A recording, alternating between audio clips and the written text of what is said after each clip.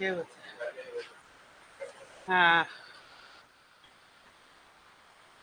Quality वाला जो है ना, एक जो पंचायती राज है, उसको नेक्स्ट में नहीं होता है, तो इसी में किसी एक क्लास में उसको एडजस्ट करते हैं हम लोग, क्योंकि एक वो मेजर पोर्शन जो हम लोग का वही बचा हुआ है। हाँ स्टार्ट। नहीं नहीं, यही यही चलो, आज इकोनॉमी ही कराएंगे। हाँ आइए। तो हम सोचे कि आप लोग का क्योंकि शेड्यूल जो है ना वो इकोनॉमी क्लासेज है हो गया, स्टार्ट किया। तो अब इसमें क्या है कि जो पंचायती राज या उसमें जो लोकल एरिया बॉडीज है, एक वो कर देंगे लोग, तो एक आप लोग का पोर्शन कवर हो जाएगा। तो आज इसमें क्या है कि इंडियन एग्रीकल्चर, एग्रीकल्चर के बारे में आप लोग को मालूम भी होगा जहां तक कि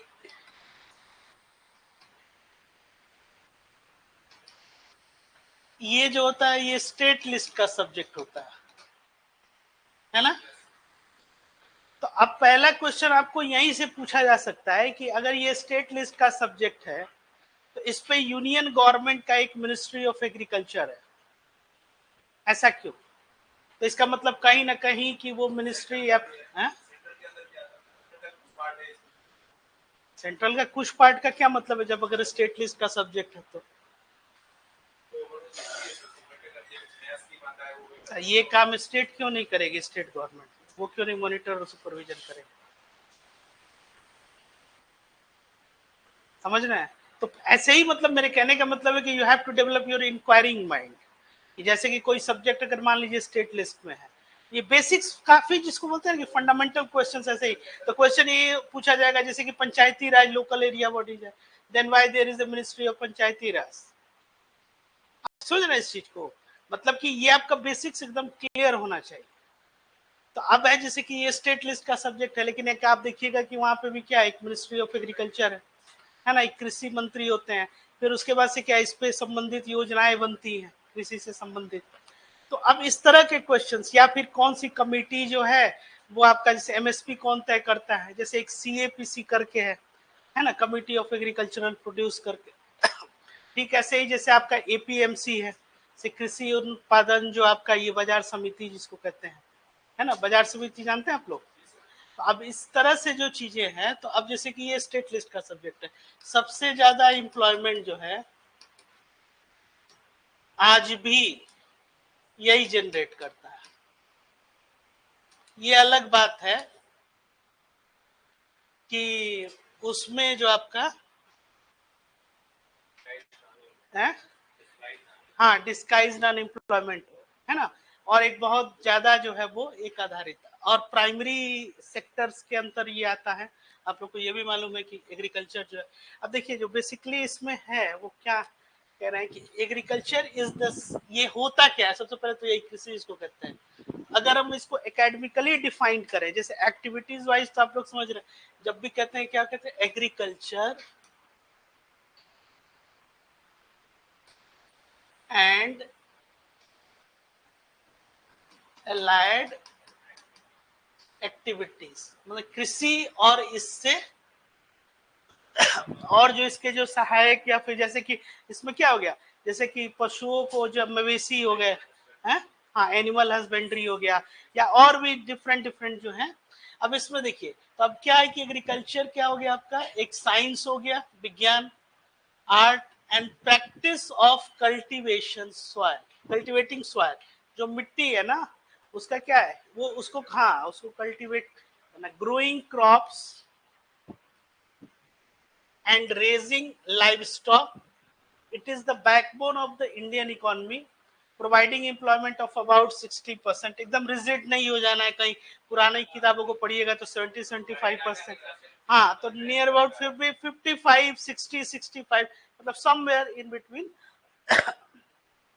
and the workforce and contributing around 15-17% of the GDP. अब यहीं पे क्वेश्चन आता है कि भाई 60% ऑफ पॉपुलेशन जो है, इतने लोग इन्वॉल्व हैं, and they are contributing only about 17% of आपका जो जीडीपी में, और जीडीपी आप लोग जान ही रहे हैं कि all the final goods and services which are produced during a financial year within your territory. तो जो आपका इकोनॉमिक ग्रोथ है उसमें इसका एक बहुत बड़ा जो है एक वर्कफोर्स के हिसाब से एक कंट्रीब्यूशन है।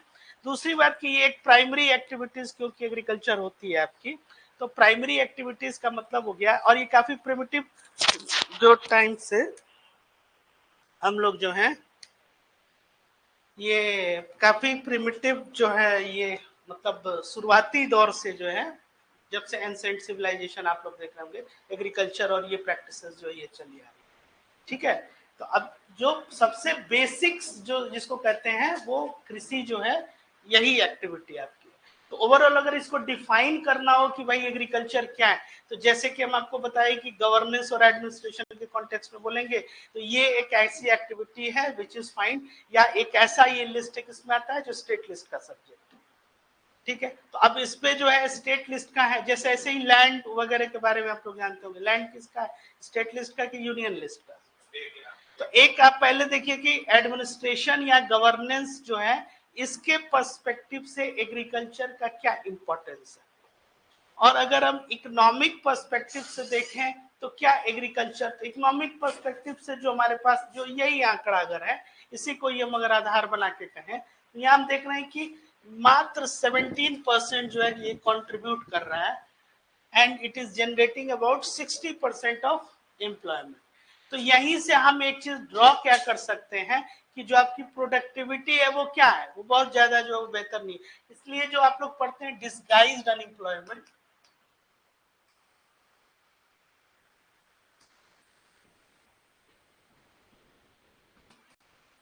इसका ये क्या हो गया, एक बेस्ट एग्जांपल हो गया कि भाई इतने लोग हैं और मार्जिनल प्रोडक्टिविटी उसमें क्या हो जाती है, एक तरह से ये इंपॉर्टेंस क्या है, तो ये क्या करेगा, ये सपोर्ट्स करता है किसको, आपके रूरल लाइवलीहुड को, मतलब जो ग्रामीण जो आपकी क्या है आजीविका, इसको ये सपोर्ट करता है। जाहिर सी बात है फूड सिक्योरिटी, इवन आप अगर urban IT sector, banking sector, services sector, manufacturing किसी सेक्टर में रहिएगा, जो बेसिक्स है उसमें क्या आता है सबसे पहले, भोजन। तो अब जो रोटी कपड़ा मकान, तो इसमें बिना भोजन के ये नहीं रहिएगा, food security. Industrial growth, industrial growth में कैसे ये सपोर्ट करता है इसका, एग्जैक्टली रॉ मटेरियल जो है।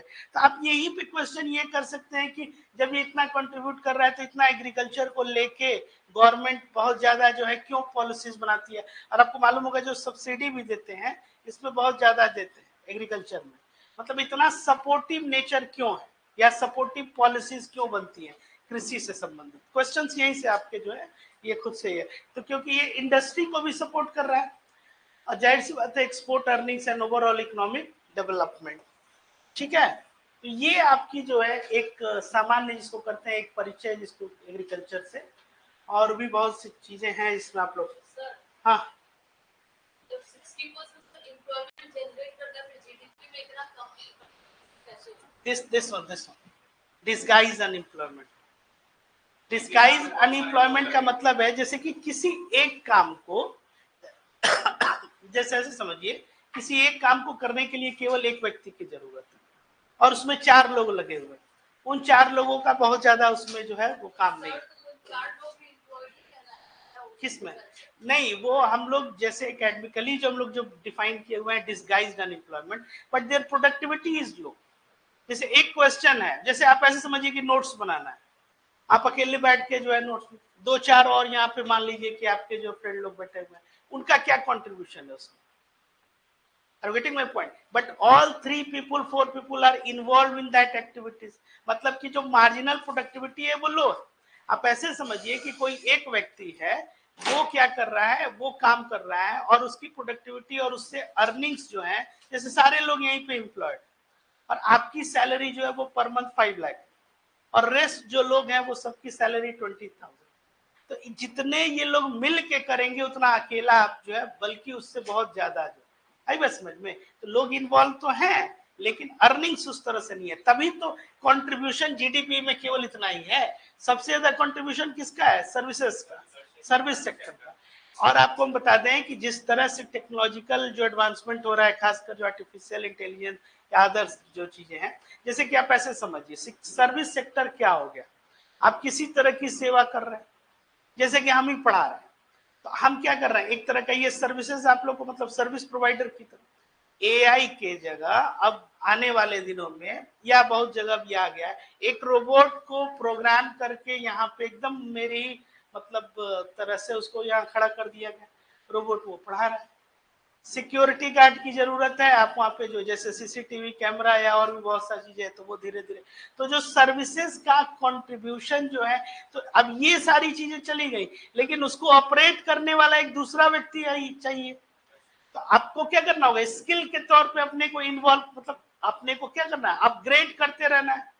आप कहिए कि बहुत अच्छे टाइपराइटर जो है मतलब हम चलाते हैं टाइपराइटर, हम टाइपिंग स्पीड बहुत अच्छी है, उस जॉब की आज रिक्वायरमेंट नहीं है। आपकी हैंड राइटिंग बहुत खूबसूरत है और आप जैसे कि पहले आप लोग देखे होंगे कोर्ट कचहरी में वो है, हाँ कोई जरूरत नहीं है आज के रेट में, क्योंकि आज आप क्या कीजिए, एक बार बस आपको टाइप करना है और डिफरेंट डिफरेंट फॉन्ट्स में, चाहे आप कैलिब्री हो गया, टाइम्स न्यू रोमन हो गया, जैसे आप चाहे सेट कर सकते हैं। तो सर्विसेज में क्या है, जैसे टेक्नोलॉजिकल अपग्रेडेशन होगा, आपको धीरे धीरे धीरे धीरे, यही एक चिंता भी लोग जो है मतलब खासकर ये कर रहे हैं कि ऐसा नहीं कि सर्विसेज सेक्टर को ये टेक्नोलॉजी जो है ये क्या हो जाए, ये खत्म कर दे। जैसे कि आप कस्टमर केयर में फोन कर रहे हैं, या बहुत जगह आप जो है एप्स के जरिए ही टेक्नोलॉजी के मतलब किसी एक व्यक्ति, हाँ एआई जो हो गया इसी का इस्तेमाल करके, तो ये जो है कि अब प्रोडक्टिविटी का है, तो इकोनॉमिक एस्पेक्ट से तो नहीं बेहतर है, लेकिन अदर्स जो इसके पहलूज हैं, जैसे कि आपके क्या है अदर पहलू, क्या है इंडस्ट्रियल ग्रोथ, इसके लिए ये रॉ मटेरियल जो है, इसलिए एग्रीकल्चर को आपको ये रखना है।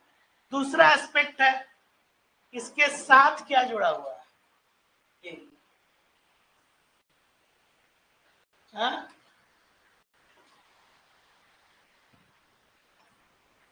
ये कल्चर,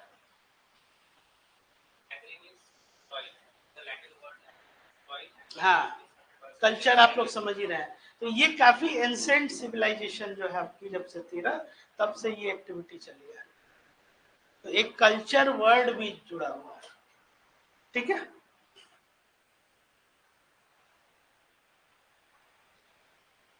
तो जो मैन्युफैक्चरिंग सेक्टर को लेके जो एक सबसे ज्यादा जो आज के पर्सपेक्टिव में ये कहा जा रहा है कि इससे ज्यादा ज्यादा जो है ये क्या होगा, ग्रोथ होगा, क्योंकि सर्विसेज इंप्लॉयबिलिटी वही कंट्रीब्यूट, हर जगह अगर आप कोई प्रोडक्ट अगर मैन्युफैक्चर कर रहा है, तो उस प्रोडक्ट को धीरे धीरे जब मार्केट में लाइएगा तो कई डिफरेंट सप्लाई चेन बनेंगे, तो हर चेन पे क्या होगा, आपको ज्यादा से ज्यादा इंप्लॉयबिलिटी जो है वो।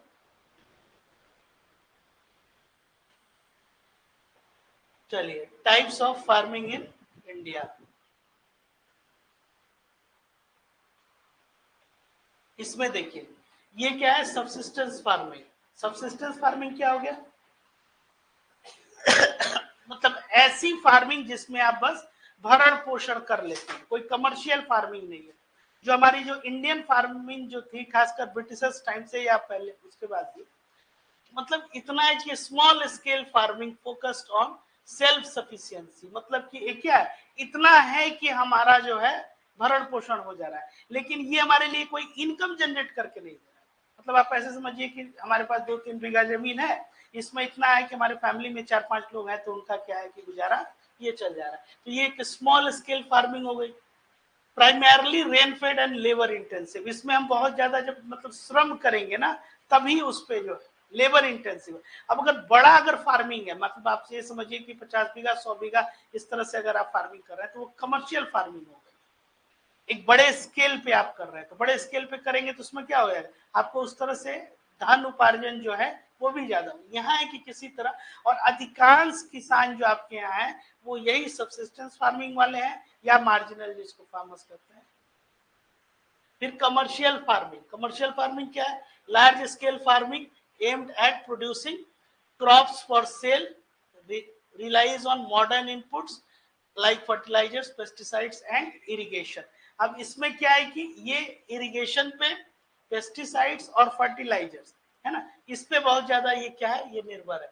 फिर हो गया आपका प्लांटेशन फार्मिंग, जैसे इसमें हो गया फिर क्या, monoculture practice on large states mainly on export, जैसे कि टी कॉफी, जैसे आप इधर चले जाइए नॉर्थ ईस्ट की तरफ, है ना, या इवन दार्जिलिंग आप चले जाइए, तो ये क्या है, ये चाय की खेती जो है ये इस तरह से प्लांटेशन यहाँ पे आपका अपने यहाँ ये ना, नहीं नहीं अपने यहाँ बिहार में बात कर रहे हैं, ये कैश क्रॉप्स में क्या आ जाता है आपका, जैसे बनाना जैसे आप ये जो करते हैं ना, है ना, हाँ मखाना, आपका मखाना पे तो बहुत ज्यादा फोकस किया जा रहा है, हाँ वो भी मिला हुआ है, और कैश क्रॉप्स बिल्कुल है, शिफ्टिंग कल्टीवेशन जिसमें स्लैश एंड बर्न प्रैक्टिसेस, जिसमें आप नॉर्थ ईस्ट में land is cultivated temporally and then abundant, shifting cultivation का और कोई इसका एक और नाम जूमिंग, जो आप लोग पढ़े हुए, हाँ जूमिंग क्रॉप्स हो गया, फिर मिक्स फार्मिंग हो गया, मिक्स फार्मिंग क्या हो जाएगा आपका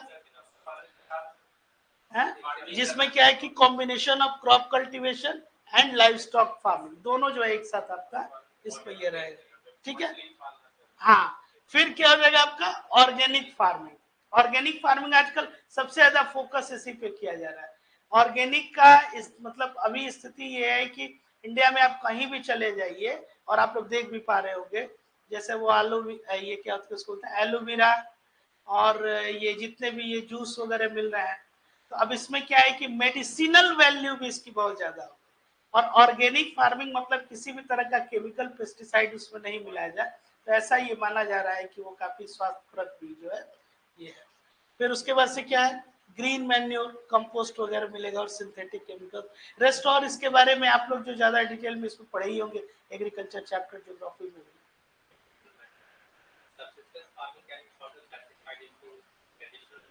हाँ, जैसे परंपरागत तौर पे जो खेती कर रहे हैं कोई लोग, है ना, तो ये आपके एग्रीकल्चर जो टाइप्स जो हो गए फार्मिंग के वो इस तरह के,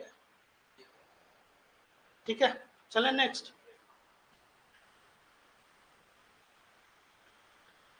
चलिए ये हो गया आपका major agricultural products in India. अब इसमें क्या है, ये आपका हो गया जैसे कि ये फूड ग्रेन्स जो है मूल रूप से राइस व्हीट मिलेट्स, मिलेट्स क्या है, मिलेट्स में क्या क्या आता है जैसे मिलेट्स को लेके एक बहुत जो है एक वर्ल्ड वाइड जो एक तरह से आप देखिए, हाँ वर्ल्ड वाइड एक आपको एक रिवोल्यूशन है, और यूएन भी उसको क्या डिक्लेयर किया, डिकेड ऑफ मिलेट्स जो है आपका ये, हाँ, तो अब इसमें है कि ज्वार बाजरा रागी, है ना, ये आप क्या, मेज आता है कि नहीं मिलेट्स में, मेज मक्का, नहीं सर, कंफर्म, मेज जो है ये ध्यान में रखिएगा, यही क्वेश्चंस होता है यूपीएससी का, मिलेट्स मिलेट्स जैसे दिमाग में, अब ये कोई पूछ देगा कि इसमें से मिलेट्स कौन नहीं, पूछा भी है वैसे ये क्वेश्चन। अब कैश क्रॉस में आपके अभी शुगर केन नहीं, शुगर केन कॉटन जूट और टोबैको, है ना, ये आपके हो गए। अच्छा इसमें भी एक और क्लासिफिकेशन है खरीफ और रबी का, क्या फर्क होता है खरीफ रबी में, कोई बताए?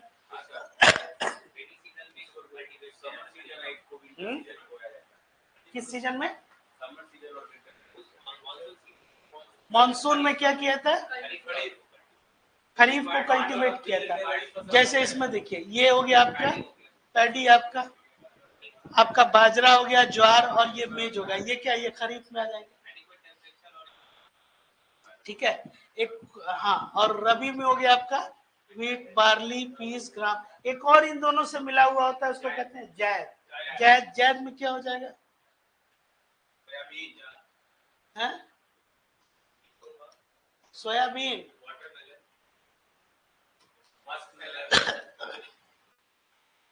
वाटरमेलन जो है ना, ये हो गए आपके। अब इसमें क्या हो गया कि ये जो फूड ग्रेन्स हो गए, तो,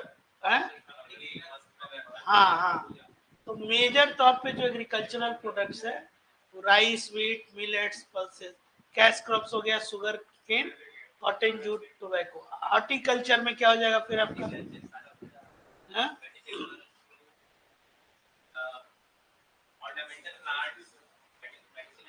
है ना, ये सब प्लांटेशन जो हो गया आपका,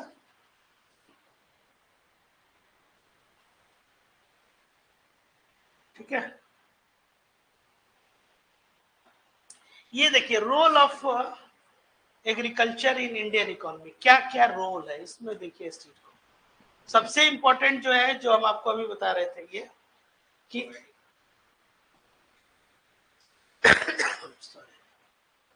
providing raw material to industries, है ना, क्योंकि even though it is contributing very less in GDP, indirectly जो है ये क्या करता है, ये रॉ मटेरियल देगा उनको, है ना।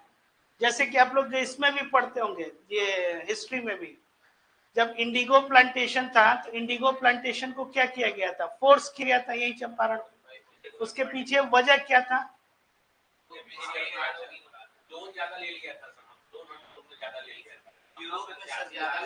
वो तो ठीक है कि लोन आप ले लिए, लोन चुकाने के लिए आपके ऊपर लगान दिया गया। हाँ, बहुत बेहतर था, और उसको क्या कर, यूरोप में मतलब किस पर्पस के लिए, हाँ डाइस हैं, हाँ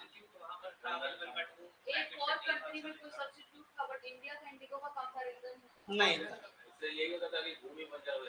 हाँ ये तो है, इसीलिए उसको तीन कठिया सिस्टम जो था, तीन कठिया का क्या मतलब हो गया है,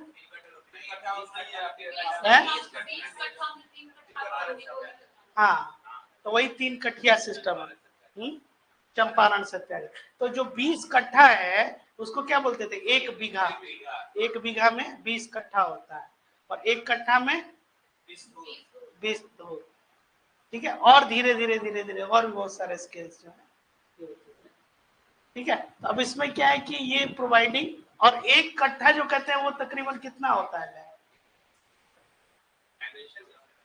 ये डिपेंड करता है, वेरी करता है, जैसे जो आप चंपारण की बात कर रहे हैं वहाँ बहुत ज्यादा होता है, वहाँ 2000 2200 2200 स्क्वायर फीट तक चला जाता है, 1800, हाँ 1200 1300, कई 1100 900 भी है, तो ये कोई स्टैंडर्ड नहीं है उस हिसाब से, हाँ। झारखंड में क्या बोलते हैं उसको, रोहनी कट्टा, ऐसे ही कई जगह डिसमल है, जैसे जैसे आप वेस्ट की तरफ बढ़िएगा उधर लोग गज में देखते हैं, जैसे 110 गज,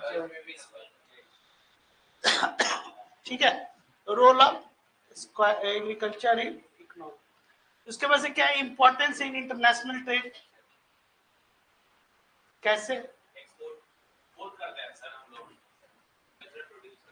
हाँ, अब जैसे कि ये आप प्रोड्यूस किए, अब प्रोड्यूस किए, और एग्रीकल्चर के बारे में खासकर किसानों की जो स्थिति है उसमें यही कहा भी जाता है कि सबसे बड़ा आप उनकी मदद आप तभी कर सकते हैं जो उनका प्रोड्यूस है, जो प्रोड्यूस कर रहे हैं उसको आप बेच देते हैं, समझ में आ रही बात, मतलब कि the biggest help that you can do to the farmers that their produce shall not be wasted, मतलब वो नहीं बर्बाद।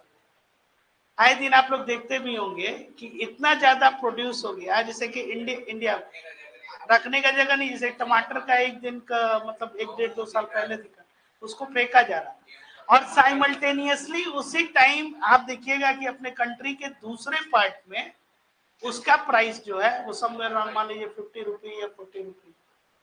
तो अब उसको इस जगह पे लाने के लिए आपको क्या चाहिए, ट्रांसपोर्टेशन, समझ में आ रही है बात, इंफ्रास्ट्रक्चर डेवलपमेंट। तो अब वहां से अगर उन एरिया में अगर आप ट्रांसपोर्ट कर दें तो इससे क्या हो जाएगा, तो ये इस पे गवर्नमेंट, क्योंकि फिजिकली ही ट्रांसफर करना है, ऑनलाइन टमाटर तो ट्रांसफर नहीं कर सकते भाई, ऑनलाइन डेटा ही ना आप कीजिएगा, वहां से अगर मान लीजिए कि महाराष्ट्र में और वहां से बिहार ले आना है टमाटर को या दिल्ली ले जाना है, तो ट्रांसपोर्टेशन आपको चाहिए, और फास्ट ट्रांसपोर्टेशन चाहिए, पेरिसेबल गुड्स जिसको कहते हैं ना कि which can not be store, इस तरह से इसको स्टोर नहीं किया सकता है। तो अब इंटरनेशनल ट्रेड में, और जैसे पॉपुलेशन बढ़ रहा है, और ये फूड जो होती है आपकी, ये और कंजम्पशन, तो कंजम्पशन जो है, जैसे जैसे पॉपुलेशन बढ़ेगा, लोग फूड कंजम्पशन तो होना ही है, सही बात समझिए, बिना खाए तो रहिएगा नहीं, और लैंड आपका क्या हो रहा है, वो स्क्वीज हो रहा है, तो प्रोडक्टिविटी एक तो पहले आपको बढ़ाना है, दूसरी बात कि ये जो फूड कंजम्पशन जब बढ़ेगा तो आपका जो डिमांड है, मतलब डोमेस्टिक डिमांड जो है ये क्या होगा, ये भी राइज करेगा। इस डोमेस्टिक डिमांड को हम फुलफिल कर देते हैं, इसी डोमेस्टिक डिमांड को, तो हमारा क्या हो जाएगा, एक कंजम्पशन बेस्ड इकोनॉमी, हमारा एग्रीगेट डिमांड और आउटपुट भी बढ़ेगा। समझ में आ रही है बात? तो अब है कि इंपॉर्टेंस इन इंटरनेशनल ट्रेड, ये तो एक पक्ष है ही, ये काफी इंपॉर्टेंट है कि आप उन चीजों को एक्सपोर्ट कीजिए। जैसे आपको हम कुछ ये एक सिचुएशन, आपको एक एग्जांपल बता रहे हैं, मुजफ्फरपुर से लीची जो है चेन्नई पोर्ट पे गया, ये रिसेंट सीजन की कहानी है। लीची वहां पे गया चेन्नई पोर्ट, कुछ कारणों से, मतलब कुछ डॉक्यूमेंटेशन इशू रहा होगा या फिर खराब नहीं हो गया, वो वहीं पे, हाँ वहां पे होल्ड हो गया, और होल्ड हो गया। और चेन्नई में आप जानते हैं कि भाई लीची मुजफ्फरपुर वाली जो एक एक लीची जो है वहां पे 5 रुपए, मतलब वो जिसको होता है ना 5 रुपये पीस के तरह से यहाँ पे वहां पे बेचा गया, और वही वो करी। तो जो लोग लीची जिन लोगों ने भेजा उन लोगों ने, और खासकर जो आपके एक्सपोर्ट और ट्रेड में जो लोग ब्यूरोक्रेट्स थे, उन लोगों ने ये कहा कि भाई एक्सपोर्ट से हमको जितना बेनिफिट नहीं होता, वो यहीं पे मान लीजिए कि मुजफ्फरपुर की लीची अगर चेन्नई में कंज्यूम होता है, वहीं पे लोग जो है कंज्यूम करते हैं। तो कहने का मतलब कि लोकल डिमांड ही आपका इतना है कि अगर आप वो फुलफिल भी कर दें, तो जो एक्सपोर्ट वाला हमारा फैक्टर है वो अगर नहीं भी रहे, तो इसी कंजम्पशन से हम लोग, तभी लोग जो अंदाजा लगा रहे हैं ना, अनुमान, कि इंडियन इकोनॉमी जो है ऐसे भी आपको क्या होना है, वो आना ही है उसको, मतलब डेवलपिंग इकोनॉमी। आप वर्ल्ड वाइड देखिए इकोनॉमी की हालत, और आपके यहाँ देखिए तो आपकी कंजम्पशन बेस्ड इकोनॉमी। जैसे बिहार जो है, आप क्या है, इंडिया का सबसे ज्यादा पॉपुलेशन डेंसिटी वाला स्टेट है, और आप देखिएगा कि टॉप 3 स्टेट में पॉपुलेशन भी है, तो सब लोग कंज्यूम करेंगे। तो कंज्यूम अगर सब लोग करने लगे, भाई करना ही है, बेसिक कंजम्पशन तो होगा ही ना, चाहे इनकम हो या ना हो। इस कंजम्पशन के लिए अगर केवल लोगों की परचेजिंग पावर यहाँ बढ़ जाए, तो कुछ करना ही नहीं है, यहाँ इकोनॉमी ऑटोमेटिक वो ग्रो करेगी। अब वो इकोनॉमिक जो है आपकी परचेजिंग पावर कैसे बढ़ाई, तो जो ट्रेडिशनल थिंकिंग है कि इंडस्ट्री को जैसे यहाँ पे लाके प्रमोशन, फिर इंडस्ट्री जो है उसको देखना होगा कि हम मार्केट है कि नहीं। अगर इंडस्ट्री क्यों नहीं आती है कि नहीं, मान लीजिए यहाँ पे हम जो है कोई अगर है इंफ्रास्ट्रक्चर, चलो वो भी आप बिल्ड कर रहे हो, वो उस पर भी चलो काम चल रहा है, जैसे कि मेट्रो का या अदर जो ट्रांसपोर्टेशन के जो आपके ये एवेन्यूज है। लेकिन इंपॉर्टेंट है कि यहाँ जो मार्केट है कि नहीं, लोगों की परचेजिंग पावर है कि नहीं, तो परचेजिंग पावर बढ़ाइएगा तभी तो आप अपना प्रोडक्ट भी बेचिएगा। आई बात समझ में?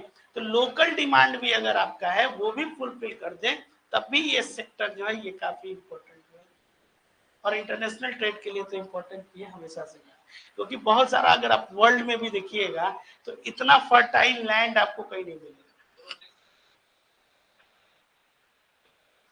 इनिशिएटिव लेवल देखिए उसी सेक्टर पे तो कर रहा है, फूड प्रोसेसिंग पे या फिर एग्रो।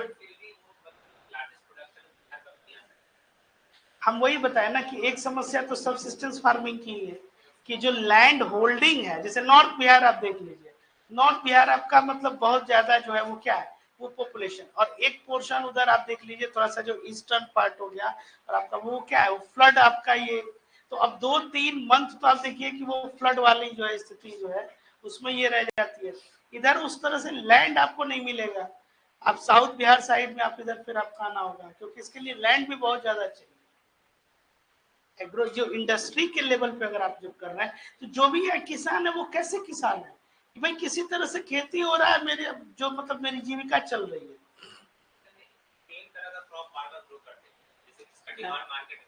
हाँ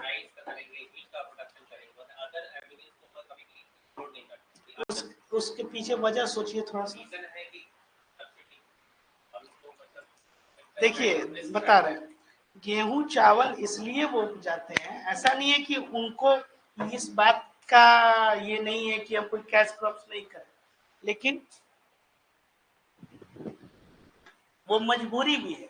गेहूं चावल इतना ही उत्पादन हो रहा है कि हम जो है परिवार जो है और खाना पीना मेरा निकल जाए, और थोड़ा सा जो है हम किसी कोई ट्रेडर आए मतलब पास वाला उसको दे, उस लैंड में अगर हमको कोई जो आप कह रहे हैं कैश क्रॉप्स, उसका मेंटेनेंस या उसकी जो अगर हम खेती करें, तो कैश क्रॉप्स को अगर करने में कितना ज्यादा हमारा ये लगेगा, आपका एक नियत एक इन्वेस्टमेंट भी तो लगेगा ना।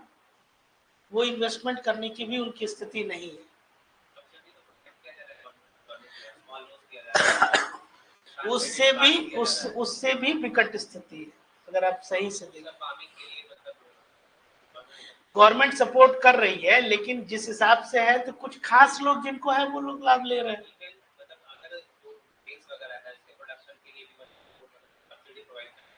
नहीं, वो करना ही पड़ेगा, गवर्नमेंट को करना भी पड़ेगा। हम वही तो बता दिए कि गेहूं चावल जैसे कैश क्रॉप्स में मान, जैसे मेडिसिनल प्लांट ही है, आपको सिंपल एग्जांपल दे दिए।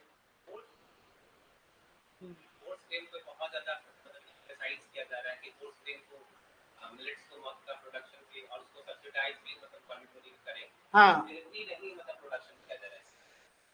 देखिए उसमें वही घूम फिर के वजह आ जाती है कि इतना जो उत्पादन वो कर रहे हैं जिससे कि वो बस उनका खाना पीने निकल जाए।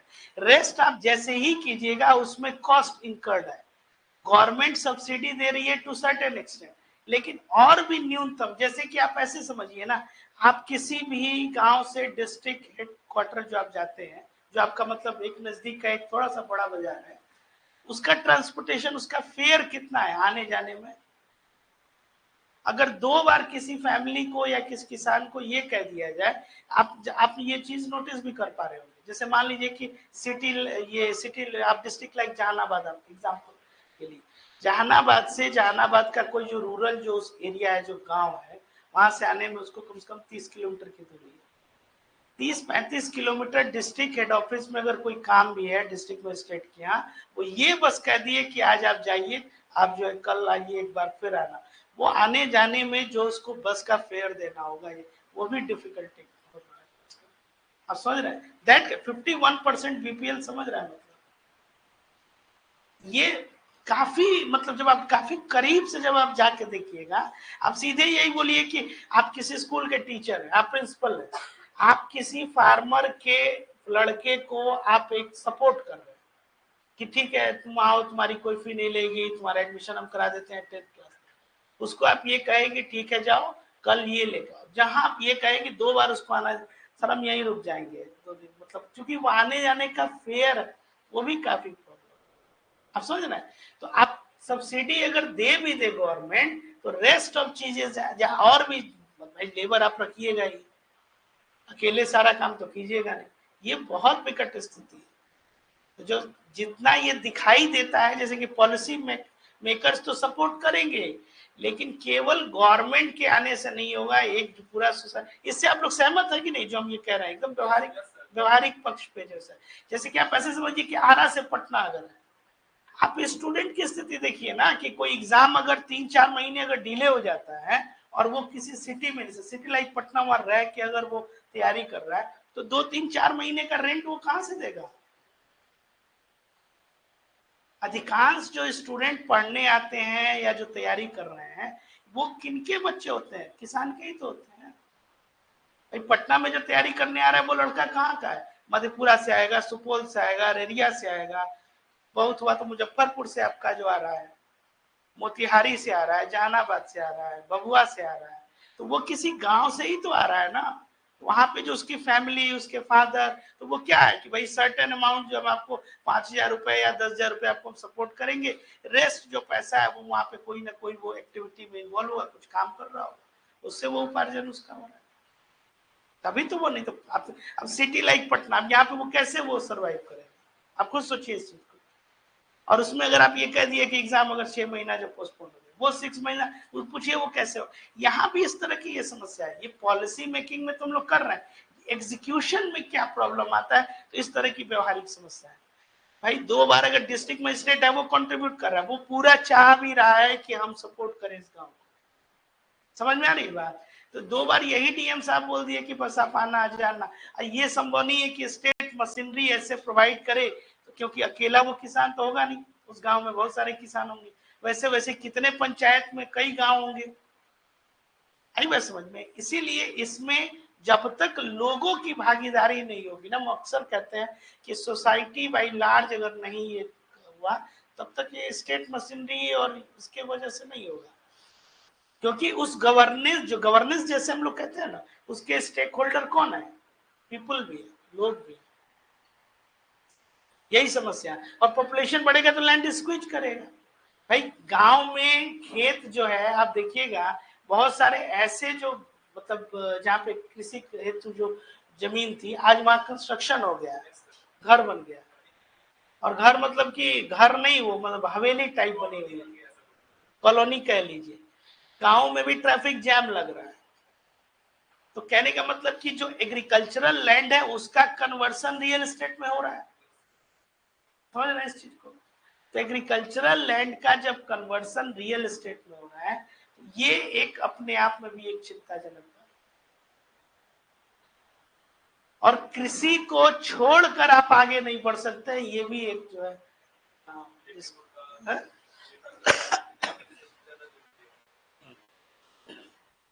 ठीक है, जाहिर सी बात है शेयर इन नेशनल इनकम भले ही कम सही, लेकिन एक टाइम पे इसका कंट्रीब्यूशन बहुत ज्यादा हो गया था एग्रीकल्चर का। जैसे कि आपको बताया भी थे कि 1955-57 तक आप अगर बिहार का देखिएगा तो टॉप थर्ड जो है ये जो जीएसडीपी होता है ना, ग्रॉस स्टेट डोमेस्टिक प्रोडक्ट, उसमें टॉप 3 मतलब अग्रणी राज्यों में बिहार था। और उसमें इंडस्ट्री नहीं, किसके बल पे? एग्रीकल्चर के बल पे। हालांकि उस समय तक बहुत सारी इंडस्ट्री भी थी यहाँ पे, जैसे बिहार झारखंड कलेक्टिवली आपका ये जमशेदपुर होता था, टाटा आपका बिहार में ही था, ये डालमिया नगर जिसको आप कहते हैं। लेकिन ये सब अब अतीत की बातें हो गई। Largest employment providing sector, contribution to capital formation. क्या होता है ये कैपिटल फॉर्मेशन क्या है, कोई बताएगा? हम्म, रॉ मटेरियल बेच के जो कैपिटल बनाए ना ताकि और लैंड एक्वायर कर सके। और कोई? हाँ? क्या होता है कैपिटल फॉर्मेशन? पूंजी का विनिर्माण, सिंपल इसको, पूंजी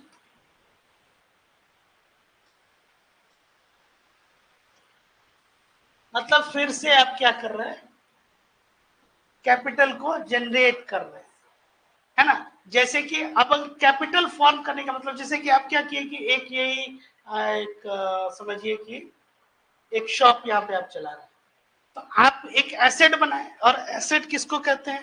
तो asset which generates a constant income. अगर वो इनकम नहीं, जैसे कि आप अगर आपके मतलब ये समझिए कि उस एसेट्स को मेंटेन करने में आपका ज्यादा खर्च लग रहा है, तो it is not an asset, it is a liability. और एसेट्स क्या है कि कॉन्स्टेंटली जनरेट करे, जैसे एक रेंटल इनकम है, आप ये कमर्शियल कॉम्प्लेक्स है तो आपको रेंट मिल रहा है, तो over the period of time ये क्या हो गया, एक इनकम हो गया। जैसे मैं किसी भी तरह का, जैसे आपको अगर मान लीजिए रेंट मिल रहा है, आपको किसी भी तरह से इंटरेस्ट मिल रहा है, प्रॉफिट हो रहा है, ये सब क्या है, ये आपको, और over the period of time ये आपको क्या देगा, ये जैसे इनकम है, इस इनकम से आप क्या किए, सेव किए। और ये जो सेविंग हो गई, ये क्या हो जाएगा, इन्वेस्टमेंट। अगर ये मान लीजिए आइडियल सिचुएशन, पूरा सेविंग जो आप क्या किए, इन्वेस्ट कर दिए, तो इन्वेस्ट कर दिए, निवेश कर दिए, तो ये इन्वेस्टमेंट आपको पर ईयर क्या देगा, ये कंट्रीब्यूट करके फिर से ये कैपिटल बनाए। तो किसी भी बिजनेस में या कहीं भी आप पहला क्वेश्चन यही कीजिए कि कैपिटल फॉर्म हो रहा है कि नहीं।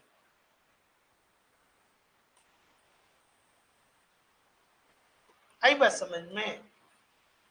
अगर if there is no capital formation, it means there is no economic activities जो प्रॉफिटेबल है एट ऑल। जैसे आप अगर मान लीजिए कि आप कहीं कार्यरत हैं, आप कोई काम कर रहे हैं, नौकरी कर रहे हैं, सर्विसेज कर रहे हैं, और आपकी एक जो है क्या होगी, एक नियमित तनख्वाह होगी, रेगुलर इनकम होगी। और 30 तारीख तक आते आते जो है आपकी तनख्वाह जो है वो क्या हो जा रही है, ठीक है।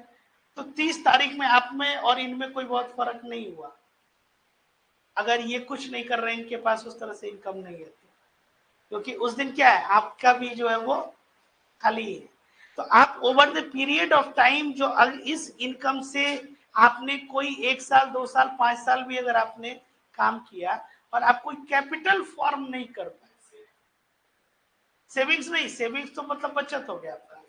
हाँ बिल्कुल बिल्कुल। तो आप कैपिटल नहीं फॉर्म कर पाए तो इसका मतलब क्या?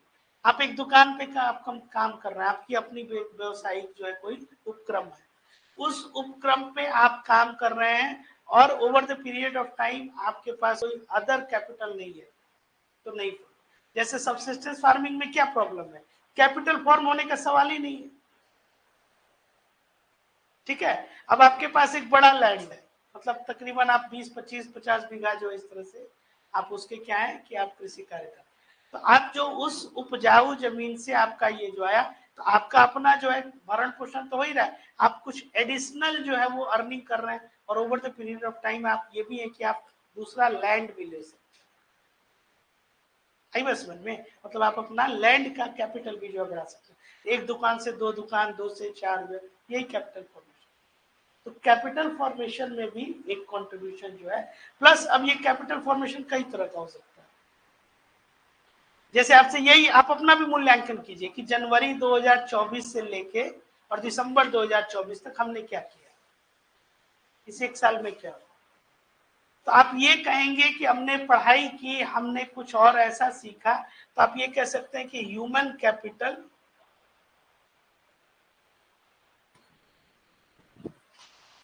फॉर्मेशन।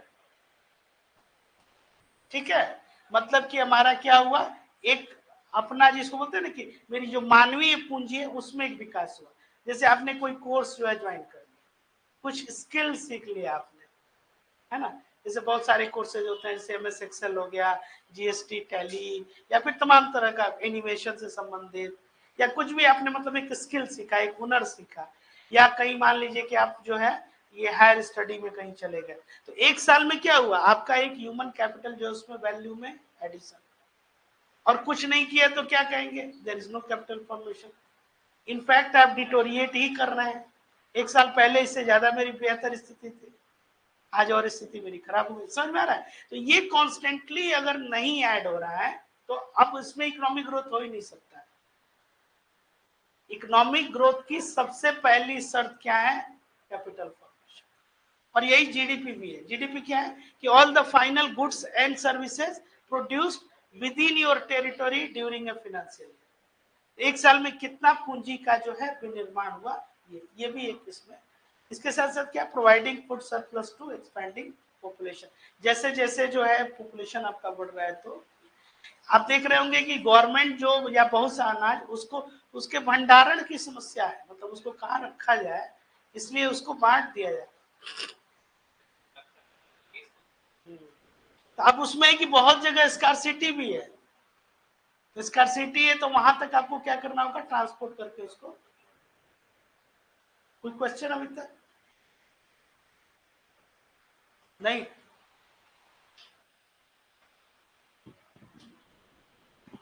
चलिए, कौन कौन से फैक्टर्स हैं जो अफेक्ट करते हैं एग्रीकल्चर को। क्लाइमेटिक फैक्टर्स जो है ये क्लियर ही है, क्योंकि बोला भी जाता है कि बोला भी जाता है, हाँ, Indian agriculture is a gambling of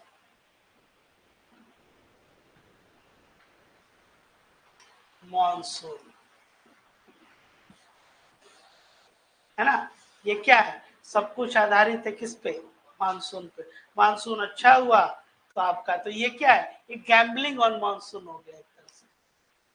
तो क्लाइमेटिक फैक्टर्स क्या है, रेनफॉल, टेम्परेचर, ह्यूमिडिटी, सनलाइट, जैसा जैसा इसमें होगा। सॉइल फैक्टर्स में soil type, soil fertility, moisture content and drainage. Drainage system, अगर आपका ड्रेनेज से क्या मतलब है यहाँ, इरिगेशन उसको कहते हैं। हाँ, इरिगेशन में जैसे adequate and timely water supply जो ये क्रूशियल है। Methods include canal irrigation, drip irrigation, sprinkler से भी होता है। टेक्नोलॉजी कैसे इंप्रूव कर सकती है, बताइए। टेक्नोलॉजी कैसे इंप्रूव करेगी,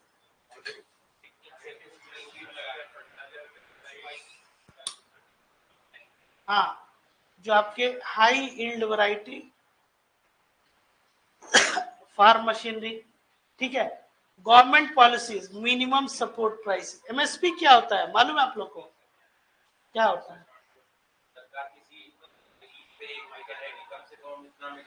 क्या हो गया, क्या हंस रही इतना?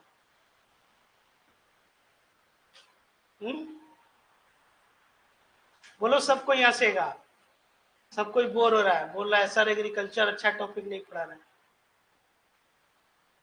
हाँ?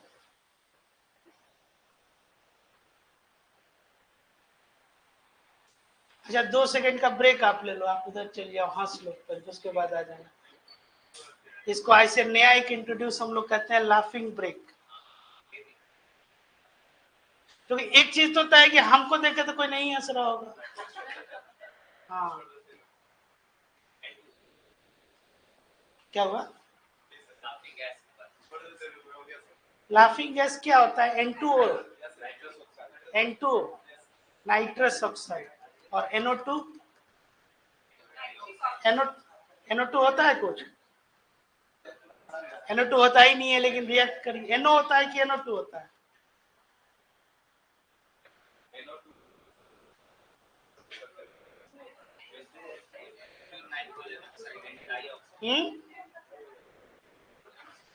क्या होता है?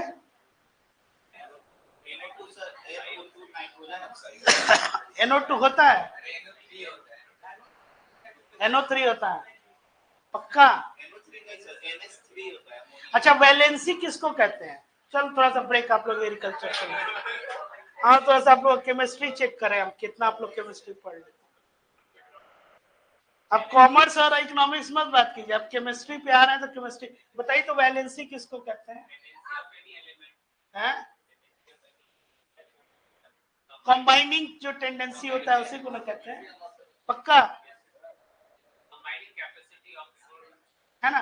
अब हमको बताइए कि जो डाइमर बना के जो एग्जिस्ट करते हैं, जैसे कि AlCl3 एल्यूमिनियम, ये क्लोराइड हो गया है ना, ये जो, या जिसको रेजोनेंस जो कहते हैं,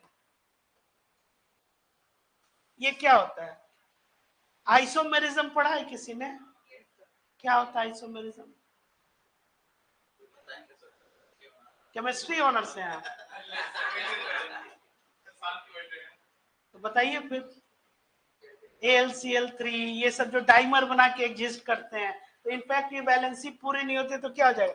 जैसे Al2Cl6 हो गया, तो ये जो होते हैं ये क्या होता है? डाइमर बना के एग्जिस्ट करेंगे अपना, है ना? जैसे कि अब एफिनिटी हाइड्रोजन की सबसे ज्यादा किसके साथ होती है? क्लोरीन हो गया, फ्लोरीन हो गया, क्लोरीन हो गया, आयोडीन हो गया। आयोडीन का क्या होता है? आयोडीन का क्लोरीन, क्लोरीन, आयोडीन, और क्या होता है? हाँ? ब्रोमीन और आयोडीन होता है, तो बराबर नहीं हुआ दोनों में। ये क्या होता है? इसको बोलते हैं हैलोजन, और इसके पहले एक और हो जाएगा, आपको उसको बोलते हैं चालुकोजेन। हाँ, जिसको उसमें क्या हो जाएगा? ऑक्सीजन, जिसको बोलते हैं, इसको कोड भी उसका होता है, उसे से टेपो करके कहते हैं ऑक्सीजन सिल्वेम सिल्वेम। अब इसमें क्या है कि हाइड्रोजन की एफिनिटी सबसे ज्यादा किसके साथ होती है? और हाइड्रोजन ग्रुप आपका क्या हो गया? हाइड्रोजन हो गया, हीलियम हो गया, और बताइए।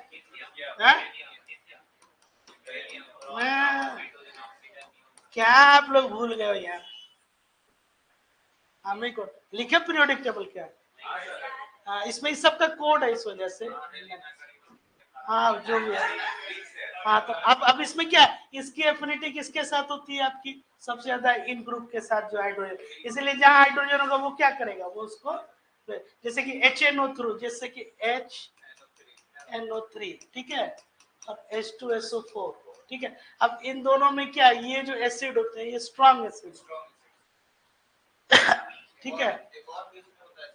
हाँ, तो अब जैसे कि आप देखिए कि कार्बन जो होता है ना, कार्बन के इधर और कार्बन के इधर, हाँ, मतलब आधे दाएं जाओ और आधे बाएं जाओ, तो हाँ, तो इसलिए कार्बन का जो है, आप देखिएगा हर चीज में कहीं ना कहीं किसी न किसी रूप में कार्बन जो है वो ये पाया जाता है। ठीक है, तो फर्टिलाइजर्स है उसमें क्या है, एनपीके जिसको कहते हैं, नाइट्रोजन, फास्फोरस और, चलिए इसको अब ब्रेक ले लेते हैं, अब आ जाइए।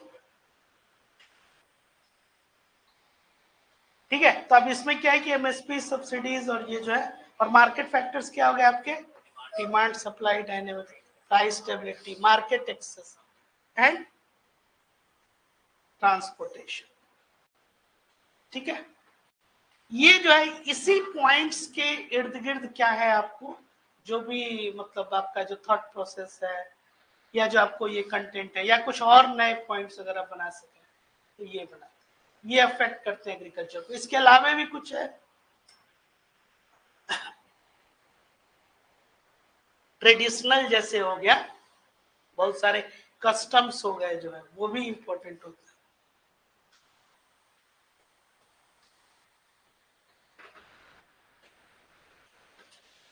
ग्रीन रिवॉल्यूशन, ग्रीन रिवॉल्यूशन क्या था, और ये कौन से इकोनॉमिक प्लानिंग आप लोग पढ़े हुए हैं, उस समय एनुअल प्लान चल रहा था। हाँ, एनुअल प्लान, हाँ एनुअल प्लान जो है, तो उसमें क्या है कि definition, agriculture revolution that began in 1960s to increase food grain production, especially wheat and rice.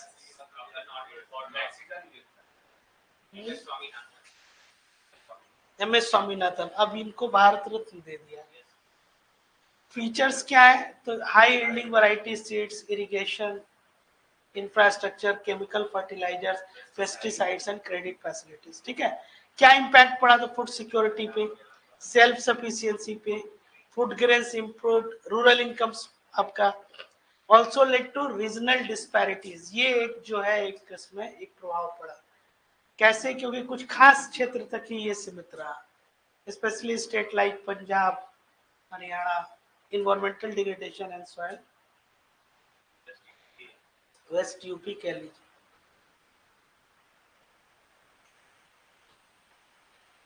Issues and challenges in Indian agriculture, ये क्या है, पहले लो प्रोडक्टिविटी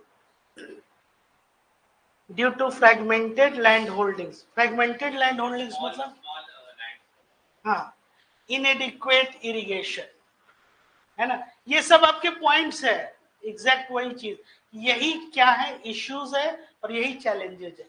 तो अब due to fragmented land holdings इसको आप कैसे कीजिएगा, अब इसमें कि सबसे पहला एक आपका सजेशन यही है कि जो कृषि से संबंधित जो आपका ये क्या है, ये जो लैंड है उस पर किसी तरह का एग्रीकल्चर जो है एक्टिविटी उसको मना किया, मतलब एग्रीकल्चरल एक्टिविटी जहाँ हो रही है वहाँ रियल एस्टेट कंस्ट्रक्शन इसको ये मना किया। समझ में आ रहा, जैसे खेतों में जाके आप घर बना लेना, आपको घर बनाना है तो वैसे जगह जहाँ कोई प्रोडक्टिविटी नहीं हो रही है, जैसे आप लोग ज्योग्राफी में भी पढ़ेंगे कास्ट टोपोग्राफी, है ना, स्पेशली जो ये बुंदेलखंड वाला जो इलाका होता है उसमें आपको वहां पे कोई प्रोडक्टिविटी नहीं, आप वहां जाके कंस्ट्रक्शन कीजिए।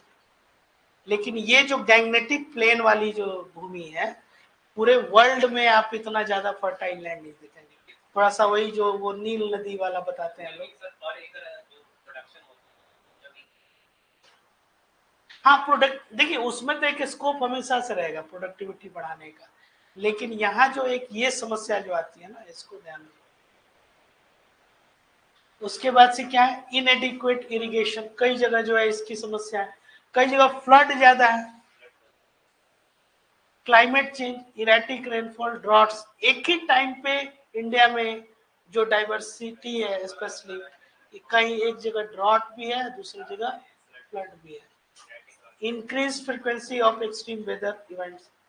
अच्छा, सॉइल डिग्रेडेशन ये कैसे, इसके बारे में बताइए।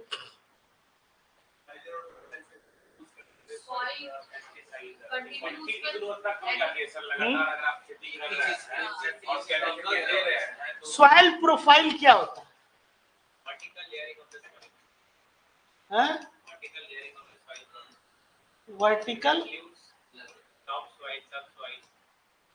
Vertical layering of soil,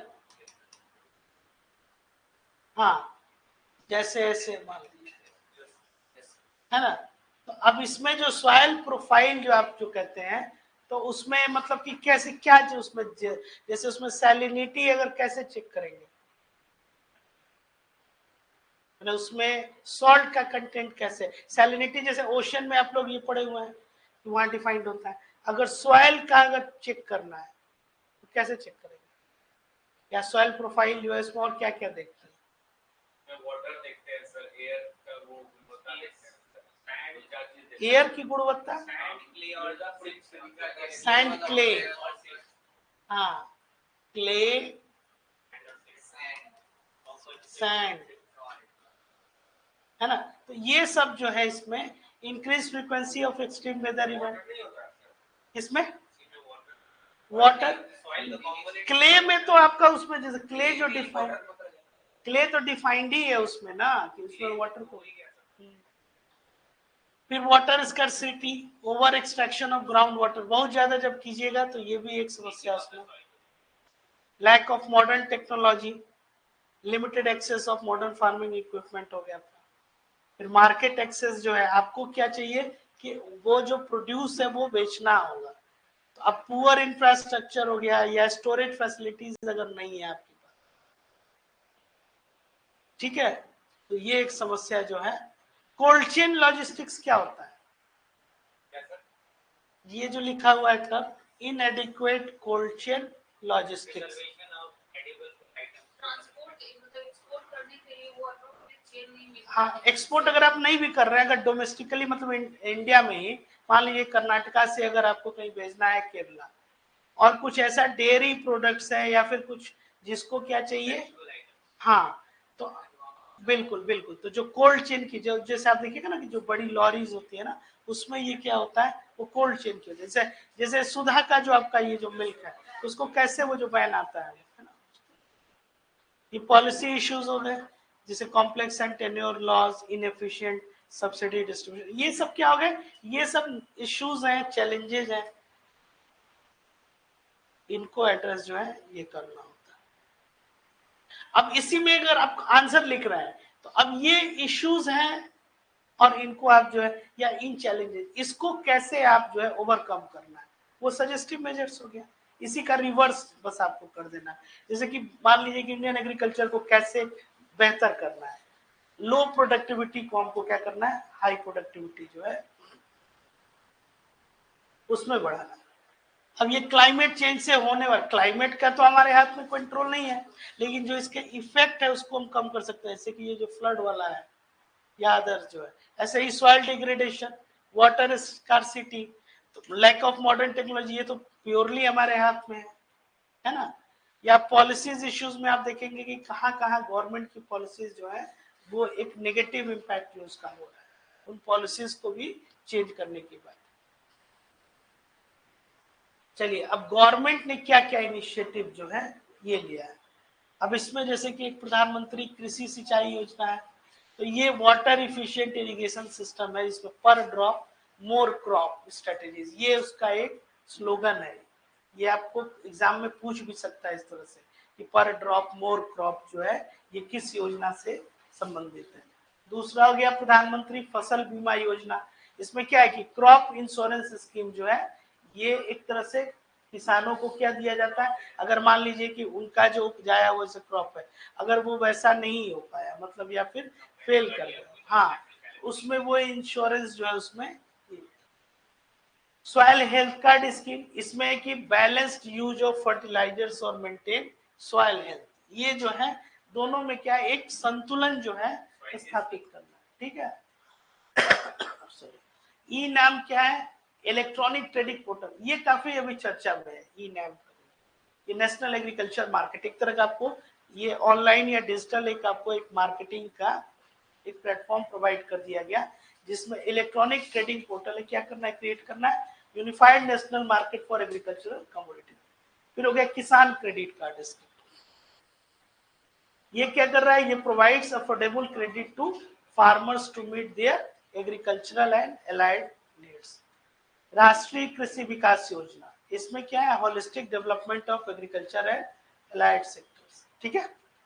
national mission on sustainable agriculture, ये तो आप लोग जान ही रहे हैं, इसमें क्या है कि ये क्लाइमेट रेसिलिएंट एग्रीकल्चरल आपका हो गया ये प्रैक्टिस, ठीक है।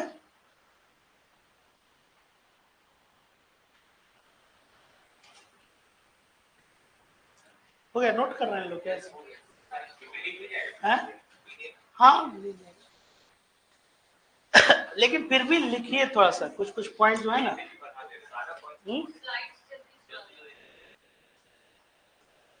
तो ठीक है, थोड़ा सा 2 सेकंड रुक जाते ही तो अपने ही कंट्रोल में है।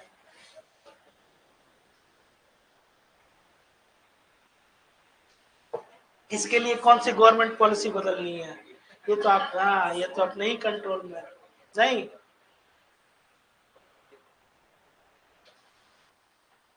आप लोग भी अपने स्तर पे जब भी मतलब अवसर लगे, तो जैसे गवर्नमेंट स्कीम्स या ये सब जो आप लोग पढ़ते हैं, तो जो नीडी पर्सन है या जो गांव में कोई व्यक्ति है या कुछ, उन लोग को जैसे बैठ के अगर आप लोग बताइएगा तो ये दोनों लोगों, दोनों पक्ष के फायदे मिलेंगे।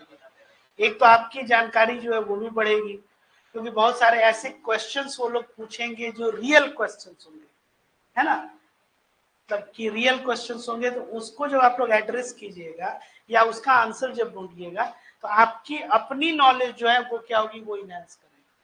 अब प्लस सेकेंड एस्पेक्ट जो आपका पर्पस है वो भी एक फुलफिल हो रहा है, जो लार्जर पर्सपेक्टिव में end of the day we have to contribute to the society.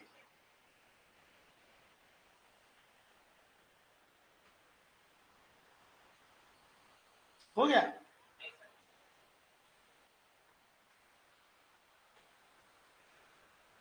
और जितना ये स्कीम है इसके बारे में डिटेल जो है आप लोग,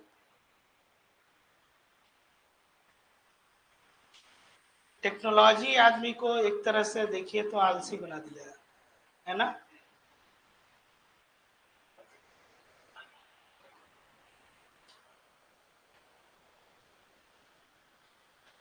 सुबह सुबह जो पार्क में जो लोग हंसते रहते हैं उसको क्या बोलते हैं, उस एक्सरसाइज को? After therapy. कल से 15 मिनट हम लोग यहाँ पे रोज करेंगे, नहीं है? नहीं, वो अच्छी बात है हंसना, कोई, लेकिन हंसी में ये है कि भाई पता तो चले, अगर कोई, हाँ सब लोग हंसे,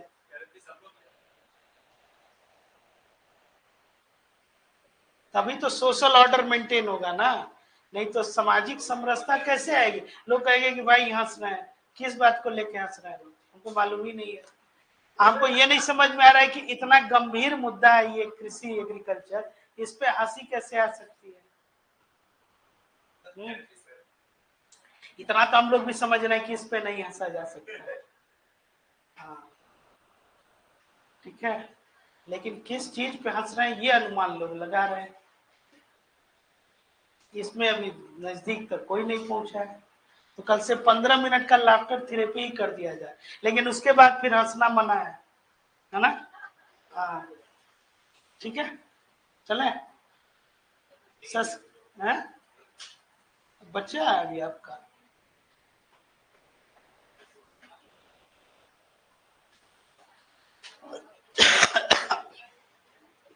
इसमें लिखना क्या है, जितना ये पॉइंट्स है ना ये लिख लीजिए, और ये वाला जो है इसका, और रेस्ट इसके बारे में आप लोग को मिल ही जाएगा डिटेल में।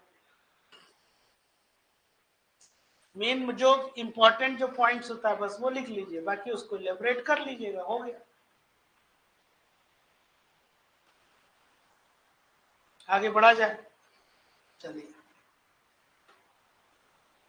सस्टेनेबल एग्रीकल्चरल प्रैक्टिसेस, सस्टेनेबल का क्या मतलब होता है?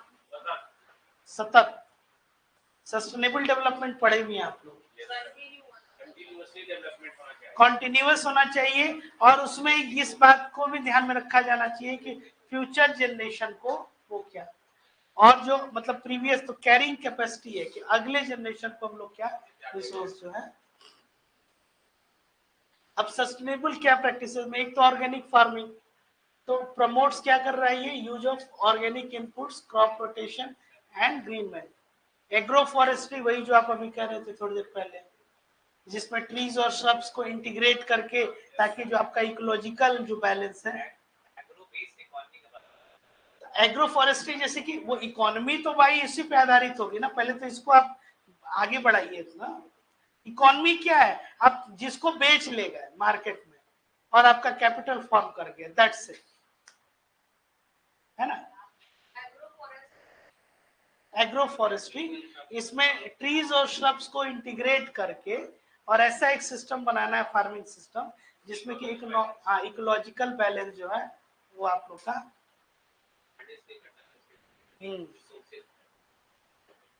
ठीक है। Integrated pest management combines biological, cultural, mechanical and chemical methods of pest control. और प्रिसीशन फार्मिंग इसमें क्या है, जिसमें सैटेलाइट इमेजिंग और जीपीएस एफिशिएंट रिसोर्स मैनेजमेंट। ये क्या है सर, एग्रीकल्चर एग्रीकल्चर और कौन सा इसमें है कि जैसे कि आपका जैसे कि क्रॉप डाइवर्सिफिकेशन, जैसे कि एग्रीकल्चरल जो आपका जो मतलब ट्रेडिशनल उसको कंजर्व करना, मतलब उसको संरक्षित करना। तो जैसे कि जो टीलेज फार्मिंग होता था उसको आपको जो है कम करना, मिनिमाइज करना। जो रेसिड्यू रिटेंशन आप रिटेन किए उसको क्या करना, उसको जैसे कि रेसिड्यू। क्रॉप डाइवर्सिफिकेशन है ना, बहुत ज्यादा जो डाइवर्सिफाई क्रॉप्स। हाँ, टेक्नोलॉजी का क्या रोल है जेनेटिकली मॉडिफाइड क्रॉप, बताइए क्या है। Genetically modified crop, genetic engineering का एक इस्तेमाल मोनसैंटो करके एक कंपनी है, बायोटेक्नोलॉजिकल एडवांस करके क्या करते हैं क्रॉप्स, जिससे आपका यील्ड जो है ना वो क्या होगा, वो बढ़ेगा। जैसे बीटी ब्रिंजल, आपका बीटी ब्रिंजल, बीटी कॉटन, ये सब। हाँ, ये जो है फिर वैसे remote sensing and GIS, crop monitoring, soil health assessment and disaster management. Machine learning इसका भी इस्तेमाल किया गया, इससे प्रेडिक्टिव एनालिटिक्स हो गया, स्मार्ट इरिगेशन और स्पेशली प्रिसीशन फार्मिंग जब भी कहेंगे हम लोग तो डेटा जो है मतलब उसको कलेक्ट, सॉइल टेस्टिंग किया जाता है, internet on things, smart sensor, drones. अब ड्रोन से तो इरिगेशन का भी अब आ रहा है, ड्रोन या फर्टिलाइजर्स पेस्टिसाइड जो है उसको जो है।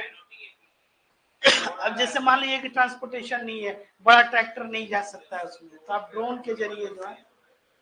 एक और आ रहा है सर कि फर्टिलाइजर को, यूरिया को खेत में छीटा नहीं जाएगा, उसका एक बोतल आ रहा है लिक्विड के फॉर्म में 900 ml का, जो कि हाँ। मतलब 30 किलो यूरिया के बराबर है। उसको आप क्या कीजिए, जब आप मिट्टी में एक बूंद डाल दीजिए तो अच्छे एरिया को उसमें फिर आपको डालने का जरूरत नहीं, उसको डिसॉल्व किया जाएगा वाटर में और उसके बाद उसको स्प्रिंकल कर दिया जाएगा।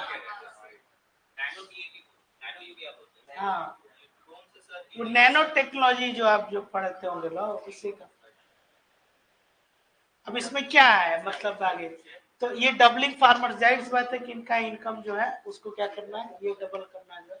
एक emphasis on diversification, value addition, improve market access और रिडक्शन इन इनपुट कॉस्ट। दूसरा सस्टेनेबल प्रैक्टिसेस। अब इसमें क्या है कि encourage organic farming, water conservation and soil health management. Institutional reforms में क्या क्या हो सकता है, ये डिफरेंट एरियाज हैं जहां पे अभी आपको आगे जो है काम करने की जरूरत है। हाँ, क्रॉप पे एमएसपी लगाना चाहिए सर रिफॉर्म में, better implementation of MSP. Infrastructure पे जाहिर सी बात है जितना आप रिसर्च सेंटर खोलना चाहिए सर कि वहां पे कौन सा वैरायटी ज्यादा हो रहा है, जैसे एक पूसा हो गया अपने, हाँ, डिजिटल एग्रीकल्चर हो गया। डिजिटल एग्रीकल्चर क्या है, मतलब कि ऐसा नहीं है कि इंटरनेट पे खेती करना है। इंटरनेट के थ्रू जोड़ देना है सब। हाँ, जैसे कि इसमें क्या है कि प्रमोट इन है ना, mobile apps, digital platforms for market access. फिर क्या है कि weather forecasting and advisory services. ठीक है, ये तो दिख ही नहीं है सर कि समय डिफरेंस क्या हो गया, जैसे खेत को घूमते हैं, किसको क्या उसको बोलते हैं, खेत जिसे घूमते हैं ना, ट्रैक्टर के पीछे क्या लगा रहता है, हल, और दो तीन तरह का और होता है, एक गोल गोल टाइप का, उस सब पे भी सरकार को सब्सिडी देना चाहिए, वो सबको प्राइस कम करना चाहिए। तो देखिए इसमें नहीं देती है, केमिकल्स पे देती है, उस पे भी है, उस पे हाँ, उस पे भी क्वेश्चन सब्सिडी का नहीं है, सब्सिडी ये जो आप दे रहे हैं ना, ये प्रमोट करने के लिए होता है, असिस्टेंस करने के लिए, ये सहायता करने के लिए। लेकिन एग्रीकल्चर को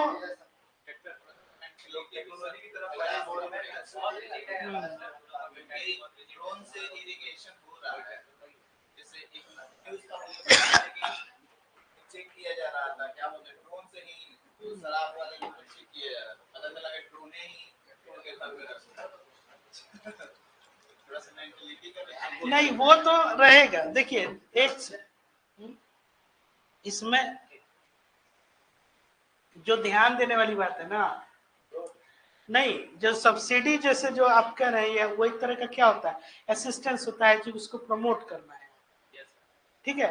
अब एग्रीकल्चर को ही आपको स्ट्रॉन्ग क्यों नहीं और बनाया जाए इकोनॉमिक एस्पेक्ट पे, क्योंकि ये एक ऐसा प्रोड्यूस, ऐसे कि फूड आप यहाँ पे क्या कर रहे हैं, आप प्रोड्यूस कर रहे हैं, तो इसकी जरूरत सबको है, कंजम्पशन बेस्ड इकोनॉमी, इसी को क्यों नहीं और ज्यादा स्ट्रॉन्ग और मजबूत बनाया जाए। मतलब कि आज एग्रीकल्चर को सपोर्ट करने के लिए जो हम लोग इतनी नीतियां बना रहे हैं, इतना टेक्नोलॉजी उसमें हम लोग ये दे रहे हैं, एग्रीकल्चर ही अदर सेक्टर्स को सपोर्ट करे। समझ में आ रही है बात? तो अब वो क्या जा रहा है कि जब आप इस तरह से, जैसे कि बहुत सारी चीजें हैं, केवल ये हम इतना मतलब जिसको बोलते हैं ना कि ब्लैक एंड व्हाइट सोल्यूशन नहीं इसमें है ना, बहुत सा ग्रे एरियाज, या ऐसे भी आप ये समझिए कि आप एम्प्लॉयमेंट के हिसाब से देखिए तो बहुत ज्यादा लोग इसमें क्या है लगे हुए हैं, लेकिन वही है कि जो डिसगाइज अनएम्प्लॉयमेंट वाली बात है। तो प्रॉपर ट्रेनिंग, और इसको ये प्रॉपर एम्प्लॉयमेंट के तौर पे जब देखा जाएगा कि जैसे कि खेती है, अब खेती में भी अगर लोगों को सैलरी मिलने लगे तो आप देखिए लोग कैसे आएंगे एग्रीकल्चर में। और ऐसे बहुत सारे उदाहरण आपको इधर रिसेंट में मिले भी होंगे कि कुछ लोग जो है साइंटिफिक एग्रीकल्चर जो है, देखिए अभी आप गांव में भी देख रहे होंगे, जो व्यक्ति खेती कर रहा है, मेहनत से पूरा कृषि कर रहा है, अगर उसकी केवल मतलब वो कृषि पर ही और खेती पर ही आधारित है उसका पूरा जीविकोपार्जन, तो वो सब्सिस्टेंस से ऊपर बढ़ ही नहीं पाएगा।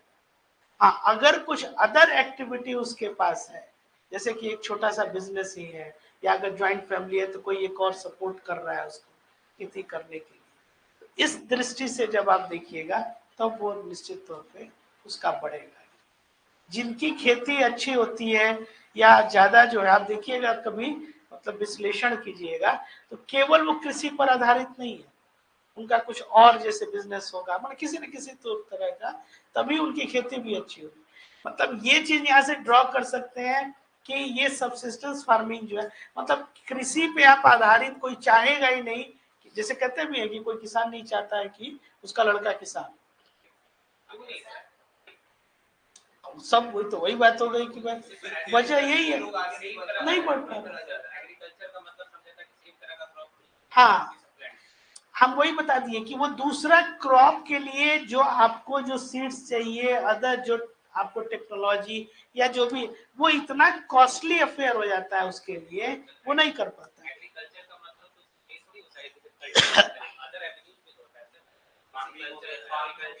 जैसे एनिमल हस्बेंड्री जैसे आप करें, तो आप उसमें भी आप देखिए ये इसमें समस्या क्या है कि आप स्मॉल स्केल पे काम करेंगे तो बहुत ज्यादा इसमें आपको एडवांटेजेस नहीं है।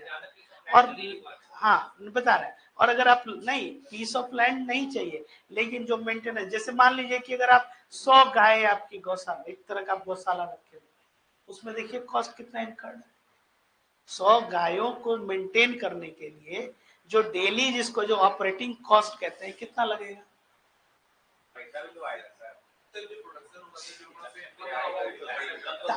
हम वही कह रहे हैं ना, इसी वजह से तो लोग ये कैलकुलेट कर रहे हैं ना, जब आप उसको इकोनॉमिक एंगल से देखिएगा तो नहीं। दूसरी बात की एक लेबर इंटेंसिव एक्टिविटी है। हाँ हाँ, जैसे लेबर इंटेंसिव, अब किसान जो है वो क्या होता है कि वो मजदूर, उसको लगा कि हम अपनी ही खेत में मजदूरी कर रहे हैं, तो हम कहीं बाहर जाएंगे मजदूरी करेंगे तो हमको कुछ उसमें कैश जो है इंटेंसिव, तो उस तरह से उनका भी फैलाएगा। नहीं, वो आप सही सजेस्ट कर रहे हैं, लेकिन सजेशन तो ठीक है, सजेशन के स्तर तक ये ठीक है, इम्प्लीमेंटेशन के स्तर, हाँ वही है। चलिए चलिए कुछ क्वेश्चंस है, इस पे हम लोग रिएक्ट करते हैं। बताइए। डाटा तो पुराना है।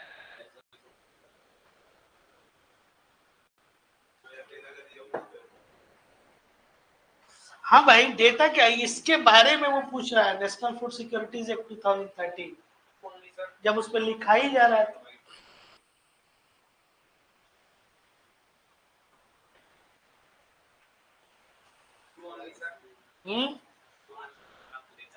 The act provides a minimum of 5 kg of food grains per person per month at subsidized price.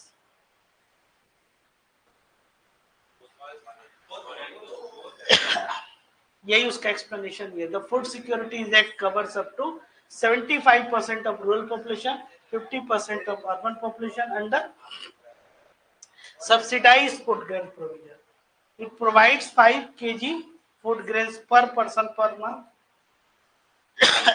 to eligible beneficiaries at subsidized price. Next, ये काफी इंपॉर्टेंट है, जीरो बजट नेचुरल फार्मिंग। क्या ये दिखाई दे रहा है आपको?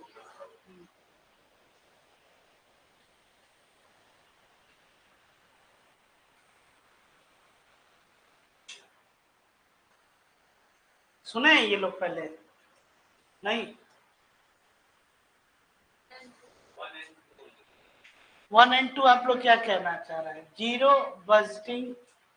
Budget natural farming relies on agroecology and non-chemical methods. ठीक है? Uses vermicomposting as a primary method of soil fertility enhancement. यही है ना? Farmers to grow genetically modified crops and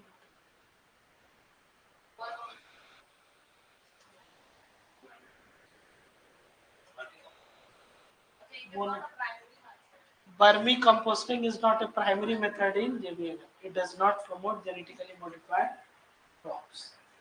ठीक है? Next, the Pradhan Mantri Fasal Bima Yojana provides insurance coverage only for major food crops. The scheme covers losses due to natural calamities, pests, and diseases. ये to only. अच्छा, सही बनाया आपने कि ऐसे ही? देखिए,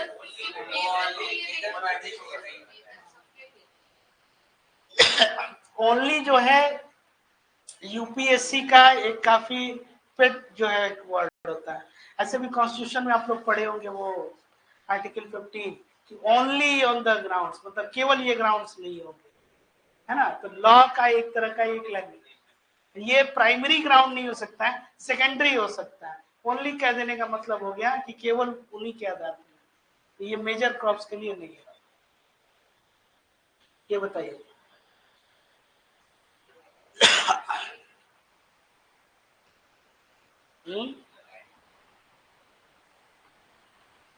बताइए।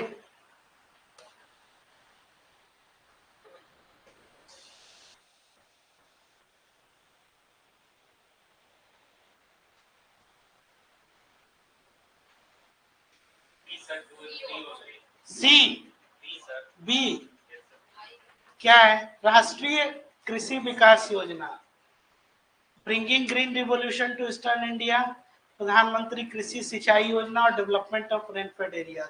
2 and 3 आप बोल रहे हैं, यही ना? एक नहीं होगा, पहला नहीं होगा।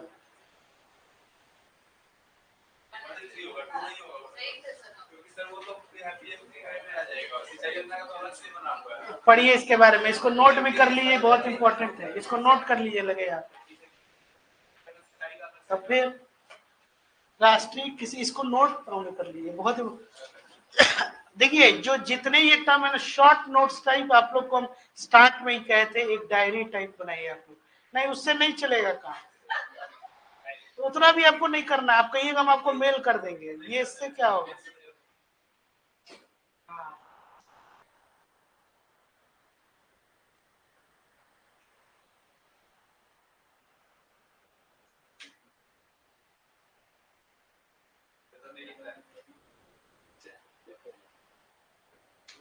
हो ये रहा है ना आजकल, जैसे कि वो पहले जो चैटिंग वाला जो लैंग्वेज होता था, तो उसका सबसे पहले की इंग्लिश स्पेलिंग जो है वो खत्म हो गई। से लिखते समय में प्लीज में PLZ लिख देना, है ना। बिकॉज में BECOZ, बिकॉज की स्पेलिंग हम ही भूल गए, 3 बार 4 बार, 4 बार लिखे, काट क्रॉस किए। जब हम लिख रहे हैं बिकॉज तो ऐसे लिख रहे हैं, नहीं ऐसे BECOZ, इतना हमको मालूम है ये गलत है।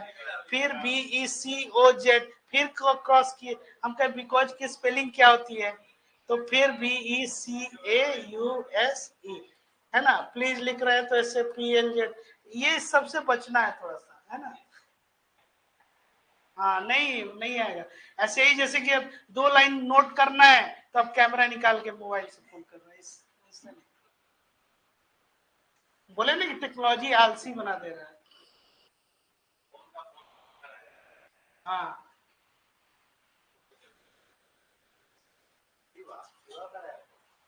हैं? क्या हो गया?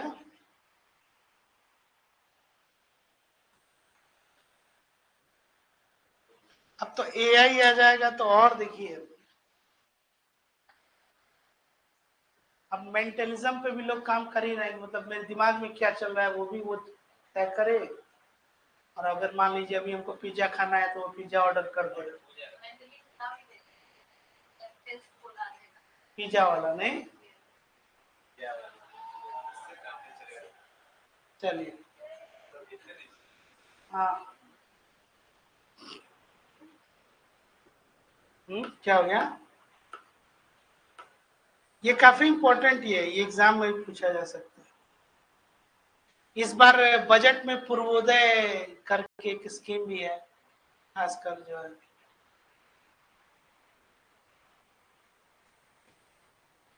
कल आप लोग कहिए तो पंचायती राज सिस्टम स्टार्ट कर रहे हैं, पॉलिटी का या इकोनॉमी का ही कहिएगा तो आगे कल कर दें।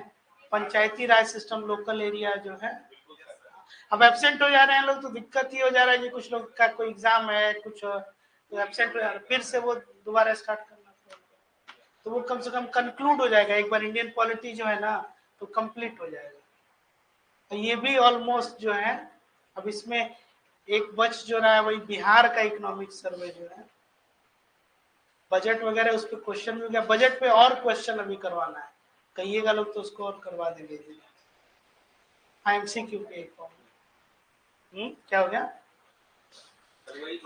ये इंपॉर्टेंट क्वेश्चंस कुछ है ना, मतलब कि और ज्यादा इसमें जितना क्वेश्चंस प्रैक्टिस होगा कॉन्सेप्ट क्लैरिटी आएगी।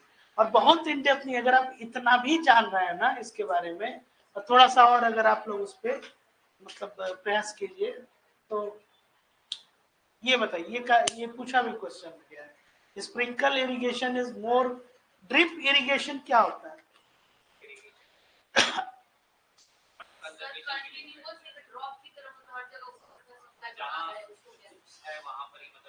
हाँ, drip irrigation is best suited for crops like,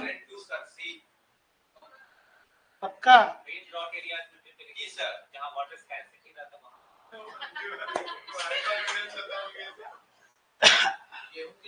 sprinkle irrigation is more water efficient than surface irrigation because it reduces water wastage due to evaporation and runoff. More suited like fruits, vegetables planted. इसीलिए ये जो होता है ना राजस्थान में drip irrigation जो है,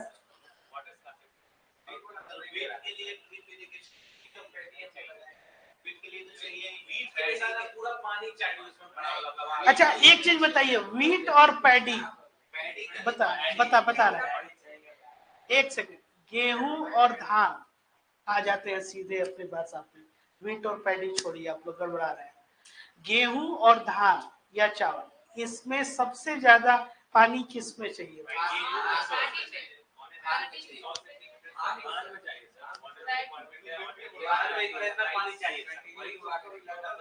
confirm? अगर पर हेक्टेयर वाइज अगर देखिएगा, या ऐसे जैसे पैडी के लिए स्टैंडिंग वाटर जो है वो ज्यादा चाहिए, और वीट के लिए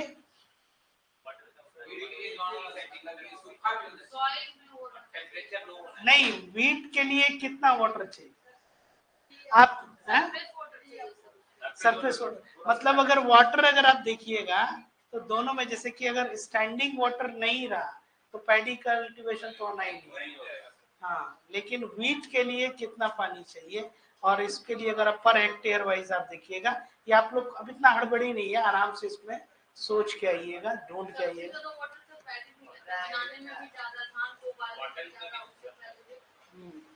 खेत में भी इतना पानी चाहिए सर। अब वही तो, इसी को तो स्टैंडिंग वाटर कहते हैं ना, मतलब पानी नहीं हुआ। हाँ, चलिए ये बताइए, अभी तुरंत पढ़ाया भी आपको, पर ड्रॉप मोर क्रॉप, अभी थोड़ी देर पहले ही बताया। दोनों है, हैं? ए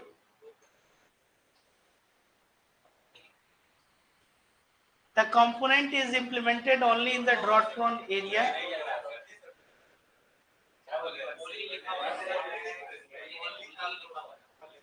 पढ़ना है ना, वही तो ध्यान से पढ़ना है। It is not limited to drought prone district but it's, ये बताइए।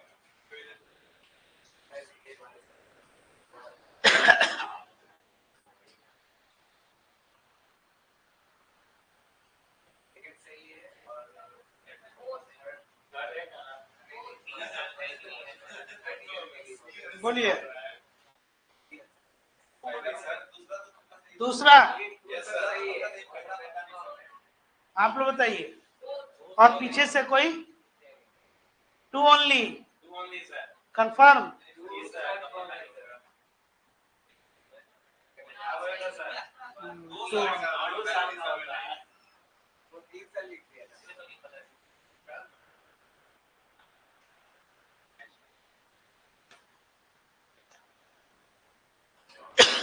ये बहुत इंपॉर्टेंट क्वेश्चन है।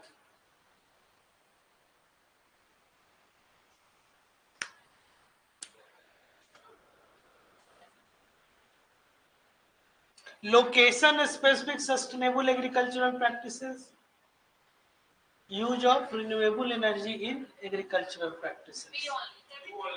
टू,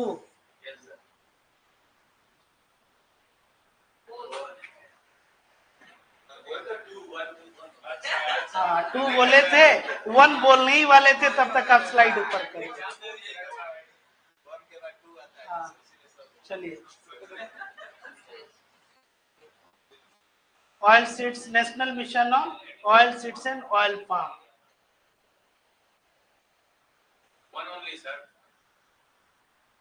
पढ़े हैं दोनों की नहीं?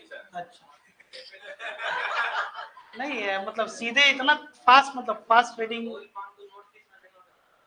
नहीं, मतलब दोनों पढ़ लिए ना स्टेटमेंट, इतना भी हड़बड़ी नहीं है। The mission does not cover north eastern.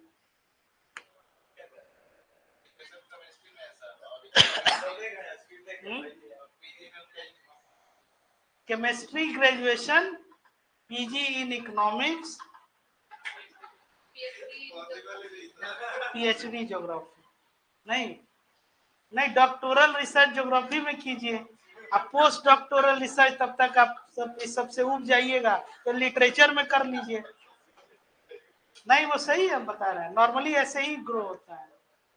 शुरू में जैसे क्या होता है, लोग साइंस या फिर टेक्नोलॉजी इस पे, क्योंकि एनर्जेटिक। अब एक बताओ, आप खुद सोचो, आप जो 12th पास करके लड़का है, अब उसको अब आप दर्शन पढ़ा दीजिए कि भाई दुनिया में क्या है, मोक्ष माया कुछ नहीं है। तो इसीलिए यंग एज में उसको इट हैज टू बी, मतलब टेक्नोलॉजी, साइंस, मैथमेटिक्स पढ़ना ही है।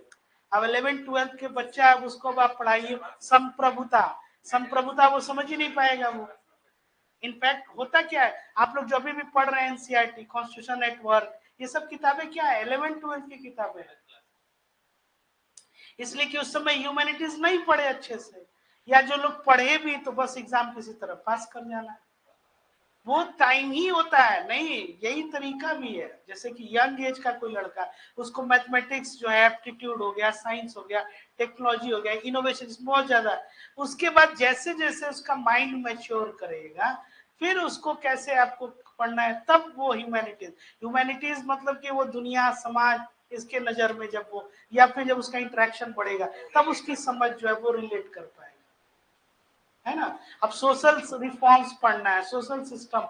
अब वो लड़का मान लीजिए उसकी परवरिश हुई, स्कूल में रहा, हॉस्टल में रहा, समाज से कभी इंटरेक्शन ही नहीं, वो नहीं कनेक्ट कर पाएगा। समझ में ना बात। ऐसे ही अब रिटायरमेंट प्लान हम आप लोग को पढ़ाने लगे, तो आप लोग समझ ही नहीं पाएंगे कि एज जो है उस स्टेज में क्या होता है। जो रिटायर्ड लोग हैं वो अपने हिसाब से वो सोचेंगे। समझ में आ रही है बात? हाँ ठीक है, चलिए ये बताइए, जल्दी जल्दी, नेक्स्ट क्लास भी है। एपीएमसी क्या है, फुल फॉर्म इसका कोई बताएगा? एपीएमसी अभी हम स्टार्ट में ही बताए थे, मैनेजमेंट नहीं, बाजार समिति। क्या होगा? ऑल थ्री, मतलब डी ऑप्शन, 1 2 3 तीनों सही है।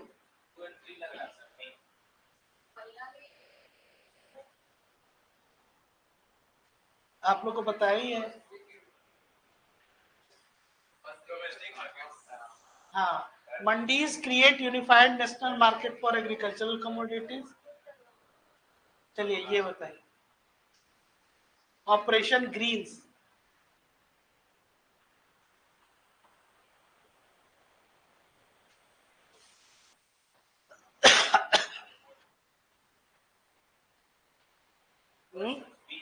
बी,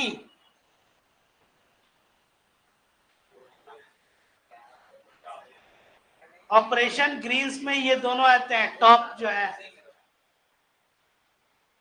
ये बताइए। ये सब बहुत इंपॉर्टेंट क्वेश्चंस हैं, आपको बताना है। इससे या इस पे बेस्ड जो है क्वेश्चन जो है ये पूछे जाए।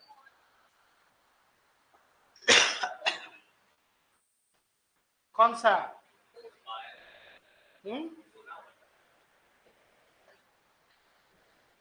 नहीं, second only, A option. Contract farming involves pre agreed prices between, one only. It does not guarantee that farmers receive the MSP, as MSP is a government fixed price applicable to specific crops. समझ रहे हैं? Questions कम नहीं है, बहुत सारे हैं।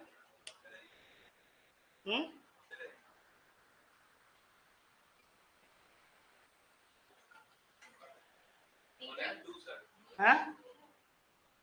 1 and 2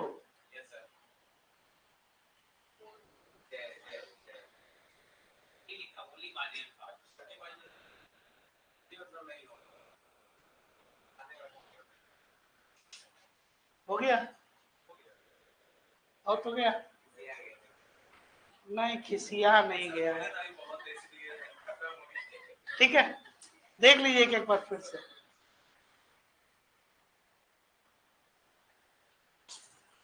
ये जितने क्वेश्चंस है ना, इसको तो ये कर ही लेना है, इसके बारे में और ज्यादा डिटेल आप लोग को इन्फॉर्मेशन कलेक्ट करना है, क्योंकि क्वेश्चन जो रहते हैं घूम फिर के, या कृषि से संबंधित जितनी योजनाएं हैं गवर्नमेंट की, वो सब जो है, ठीक है।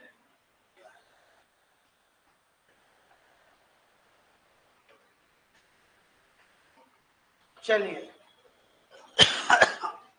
इसी नोट पे क्लास को कंक्लूड किया जाए। Thank you.